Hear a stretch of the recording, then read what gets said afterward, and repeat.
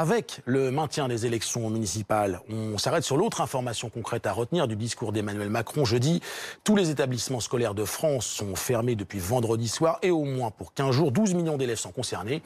Et pour les parents, évidemment, le casse-tête pour faire garder les enfants. Alexa Prunier, Benjamin Chabost. Françaises, Français, mes chers compatriotes. C'était une annonce que cette mère et sa fille de 9 ans redoutaient. Dès lundi et jusqu'à nouvel ordre, les crèches, les écoles, les collèges, les lycées et les universités seront fermés. Dès lundi, cette cadre va donc devoir jongler entre son travail et la garde de sa fille.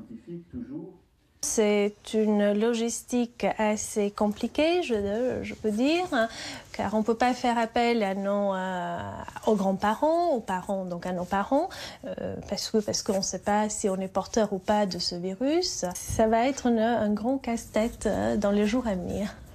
Comme dans cette famille, de nombreux parents sont complètement pris au dépourvu face à cette mesure choc. Il faut désormais trouver une solution pour garder les enfants dès lundi matin. Le relais classique des grands-parents est aujourd'hui déconseillé, puisqu'ils ont souvent plus de 70 ans. Comment faire aujourd'hui, je ne sais pas. On s'organisera, on se relaiera, on travaillera à la maison. J'attends les mesures prises par mon employeur. Je pense que ça va être du chômage technique, forcément. J'ai un métier que je peux faire de chez moi, mais avec les 2 enfants en bas âge avec moi, ça va être un peu compliqué quand même. Malgré la situation complexe, ses parents comprennent cette décision d'ordre sanitaire. À partir de lundi, plus de 12 millions d'élèves de l'école primaire au lycée resteront donc chez eux. Mais pas question d'être en vacances pour autant.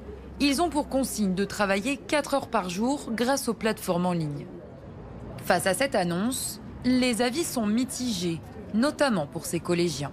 Je suis plutôt content, mais en même temps, je trouve ça chiant parce que après, à la fin de l'année, on a le brevet. C'est-à-dire, on doit avoir le brevet blanc là, mais on va pas le passer. C'est-à-dire, ça fait un entraînement en moins.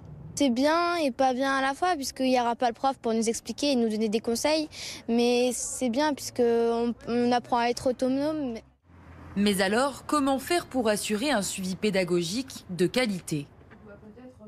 Dans cette salle de classe, ces professeurs d'école primaire s'organisent.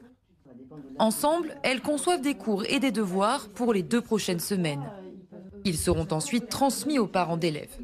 Tous les jours, en fait, on va donner un programme type envoyé aux parents pour que les élèves puissent avoir chaque jour un plan de travail avec des compétences sur les 15 jours. Autre solution, ce dispositif d'enseignement à distance du CNED. Donc bonjour à tous et bienvenue en cours de mathématiques. Donc aujourd'hui, je vous propose donc de travailler autour du théorème de Thalès. Son nom, Ma classe à la maison. Depuis jeudi, 60 000 personnes se sont connectées en ligne. C'est le même niveau d'interaction finalement quasiment qu'une classe en présence, voire un petit peu plus, puisque je peux évidemment lever le doigt. Dans ce cas-là, le professeur pourra me donner la parole. Pour prendre la parole, j'ai 2 solutions. Soit je peux parler directement, donc le professeur active mon micro quand j'ai demandé la parole. L'enseignant peut également débloquer ma vidéo, si justement je dois faire un exposé ou faire une présentation. Mais ce travail à distance et en ligne a ses limites. Selon cette professeure de mathématiques, rien ne remplace un cours en vis-à-vis.